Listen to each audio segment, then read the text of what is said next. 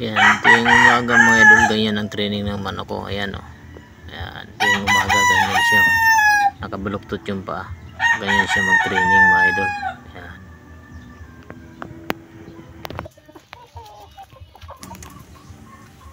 Halos lahat ng manok natin mga idol, ganito yung mga paa nila mga idol. Ayan o. Oh. Napakalaksi pag ginuhat mo. Malikot yung kanyang mga paa. Oh, ayan o. Ayan, nakabaluktot. Tsaka malikot. Halos ganyan lahat ang mga manok ko dito mga idol. Ayan.